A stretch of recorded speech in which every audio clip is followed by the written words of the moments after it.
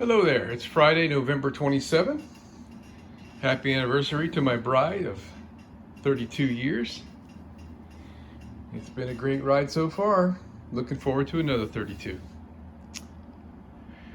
All right, so I was sitting in here with my son, telling him about the drama that we had here over the last couple of weeks with the dashboard, and my plans for building a console over here on the left, and having to put these, I've got, I think it's 4 switches for operating the rear air conditioner, the driver's dome light, and something else, I forget what it is. And then it occurred to me, kind of pieces came together, that in the dashboard there's 2 plugs. There's one hanging right there, and there's another one right there behind that panel that look just like those plugs. This is the harness B that I'm not using. These are all the switches and indicators that came with the bus that I don't need. The open and close the door, the warning lights and whatnot, right? So all that kind of came together at the same time. Why don't I just extend the wiring on these? I already dorked around with this wiring once. I got a whole video series on that. But if I extended the wiring on these through the back behind here, I wouldn't have to put any switches in my console here. That would make the console so much easier to make.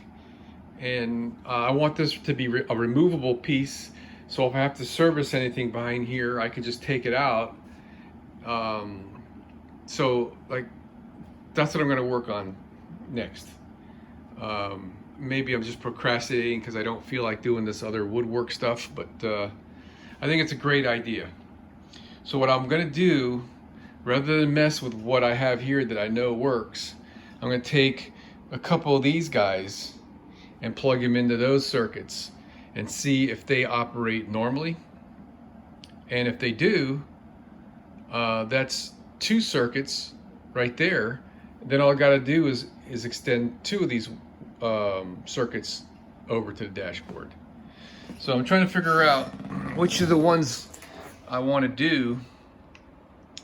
I could do the warning lights. Well, I only got 2 to choose from here. Let's see.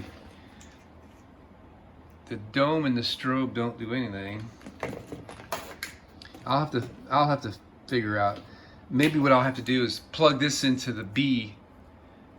That's what I'll do. I'll plug this back into the B connector back here,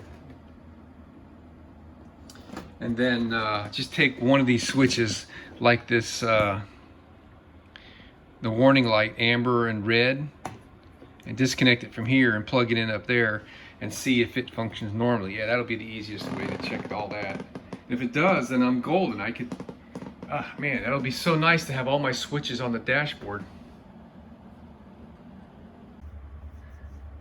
All right, on closer inspection, I kind of jumped the gun on this one. These are not compatible plugs. They have different spacing. You can't even plug those other ones in there, so I'm not going to even attempt to understand or do anything with these. And they're labeled with some obscure things that I don't really know what they're for. This one is labeled like overdrive switch, I guess, ODSW. And the other one is like a little bit more ominous. Shut down override, maybe? So I ain't gonna mess with those. So I just took a measurement to run from that plug down and up the front and over around and have a little bit hanging out here is 9 feet and a few inches. So I'm gonna round it down to 9 inches because I was being a little, I don't know, not conservative, but whatever the other word is. So I need 9 feet, and each one of these has got 7 conductors. So that's 56 feet per switch times 4. That's a couple hundred some odd feet, which I know I don't have that much wire. But I do have some wire left over from the modification of the A cable that I did when I did the extensions on those 4 switches right there.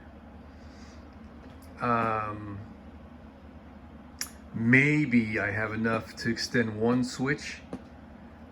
Then I can test it to make sure that the extra length in that wire does not have an adverse effect to the operation. What I did learn about these switches, I did a little bit more reading on them. They're not smart switches per se. Each of these switchers has a different resistor in it to identify itself. And then all the other conductors are programmed into the mothership, if you will.